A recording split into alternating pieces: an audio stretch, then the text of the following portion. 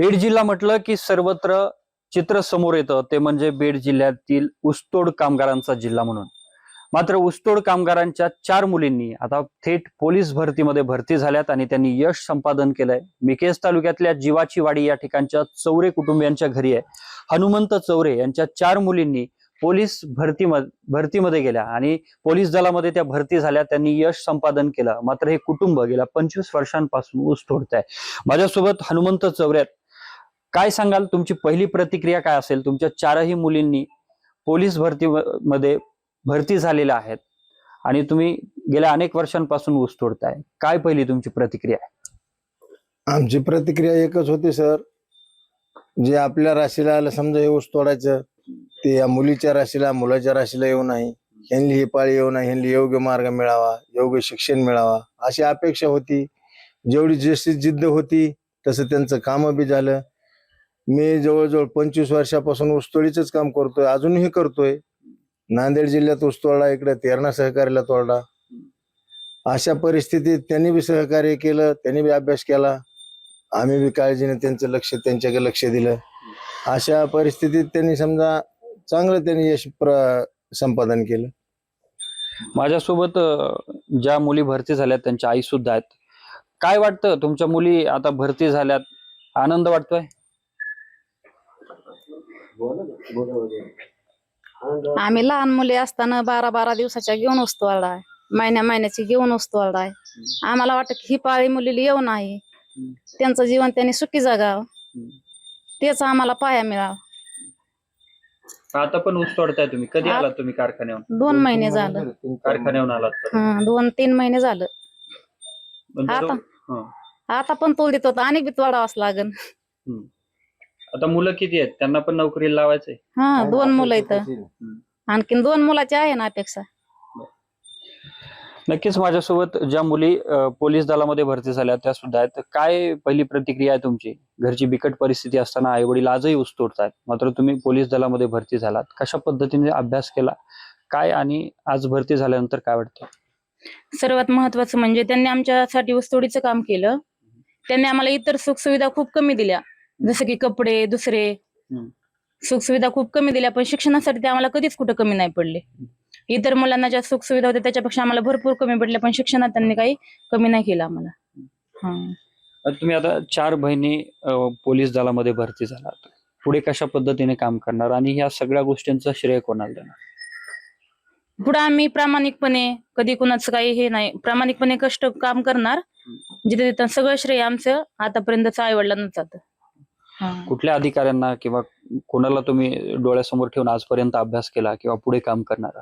म्हणजे मी आपल्या पल्लवी जाधव, विश्वास नांगरे पाटील यांना डोळ्यासमोर ठेवून मी म्हणजे पोलीस होण्याचं स्वप्न पाहिलेलं.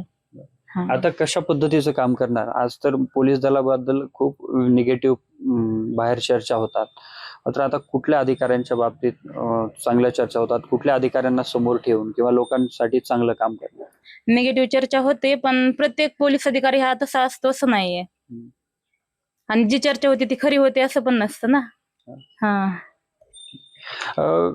काय सांगणार, आज पोलीस दलामध्ये तुम्ही सगळ्या बहिणी भरती झालात, काय वाटतं? आनंद वाटतोय?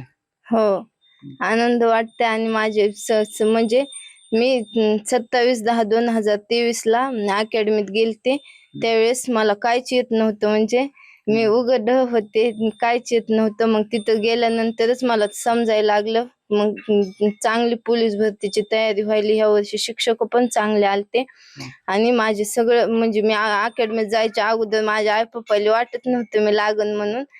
मी लागले, आणि सरांनी पण तिथं तयारी करून चांगली प्रॅक्टिस ग्राउंडची लेखीची घेतली. मला लेखी 83 आलती आणि ग्राउंड 43. आणि आमचं म्हणजे माझ्या अगोदर 2 बहिणी लागलेल्या होत्या, तर आम्हाला आमच्या दोघीला पण वाटायचं आम्ही मुंबई पोलीसच व्हावं, आणि चौघींचं रेकॉर्डच आम्ही केलं. आणि सगळं म्हणजे आई पप्पांमुळेच आम्ही शिकलोत. नक्कीच. कशा प्रकारे तुम्ही तयारी करायचा? सगळ्या बहिणी तुम्ही एकत्र अभ्यास करत असाल, तयारी करत असाल ग्राउंडची, मात्र घरची परिस्थिती एकीकडे बिकट, दुसऱ्या बाजूला तुम्ही बाहेर पण जायचा. काय वातावरण होतं त्यावेळेचं? बाहेर जायचो तर आम्हाला पप्पा विश्वासानं बाहेर सोडायचे आणि आम्ही पण तसं राहायचो बाहेर जाऊन. पप्पा 6-6 महिने कारखान्याला ऊस तोडायला जायचे, तरी पण आम्हाला कधी घरी बोलवायचे नाही. सगळं अकॅडमीत होतं तर तिथं पण तिथल्या सरांनी आमच्याकडून करून घेतलं सगळं. मग सगळं करून घेतलं तर आम्ही पण मन लावून केलं आणि चौघी पण आम्ही पहिल्या भरतीचे पोलीस झालोय. डबल कुणालाच वेळ आली नाही. आणि असे नोकऱ्या करायचे दुसरे पण ऑप्शन होते, पण रेकॉर्ड बनवायचं होतं. चौघी पण महाराष्ट्र पोलीस आणि मुंबईलाच.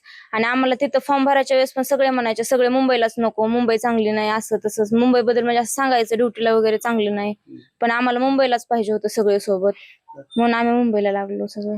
आता अनेक मुली भरतीसाठी तयारी करतात, त्यांच्यासाठी काय सल्ला असेल? तुम्ही अभ्यास कसा करायचा किंवा तुमची काय स्ट्रॅटेजी होती वेगळी? आमची स्ट्रॅटेजी म्हणजे आम्ही ग्राउंड 45-47 यायचं आमचं रेग्युलर 47 ग्राउंड तिथं यायचं माझं. फायनलला 45 आलतं आणि लेखी तिथं 80+ यायचे, फायनलला 82, असं 127 टोटल होऊन ओपन मधून सिलेक्शन झाले. मग आता नवीन ज्या मुली भरती होऊ इच्छितात किंवा ज्या प्रयत्न करतात त्यांच्यासाठी काय सल्ला असेल? कसा अभ्यास केला पाहिजे, कसं ग्राउंड केलं पाहिजे? अभ्यास म्हणजे आम्ही तात्यांचा ठोकळा, सह्याद्रीचा ठोकळा आणि जास्तीत जास्त 3 ते 4 पुस्तकं वापरायचो. जास्त पुस्तकं पण वापरले नाही. आणि ज्ञानदीप अकॅडमी अंबाजोगाईच्या सरांनी ते सगळ्यांनी आमच्याकडून करून घेतलं आणि आम्ही पण केलं. आणि तिथं जाणार लेकरू म्हणजे सगळ्यांचं सक्सेस भेटतच त्यांना. धन्यवाद. आपल्यासोबत हे चौरे कुटुंबीय होते आणि ज्या मुली पोलीसमध्ये भरती झाल्या त्या मुली होत्या, त्यांनी प्रतिक्रिया दिली की आपल्या आई वडिलांनी आम्हाला कुठेही कमी पडू दिलं नाही. गेल्या 25 वर्षांपासून हनुमंत चौरे आणि त्यांच्या पत्नी हे दोघं जण ऊसतोडणीचं काम करतात. मात्र 4ही मुली त्यांनी जिद्दीने या पोलीस दलामध्ये भरती केलेल्या आहेत. सध्या मुंबई पोलीस दलामध्ये त्या कार्यरत आहेत आणि यानंतर केज तालुक्याच्या वतीने त्यांचा सन्मान देखील करण्यात आलेला आहे. बीड जिल्ह्यासाठी ही अभिमानाची गोष्ट असल्याची देखील प्रतिक्रिया सर्वच स्तरातून येताना पाहायला मिळते. Camera person Pramod Somi, Ashok Kalkute, TV9 Marathi, Beed.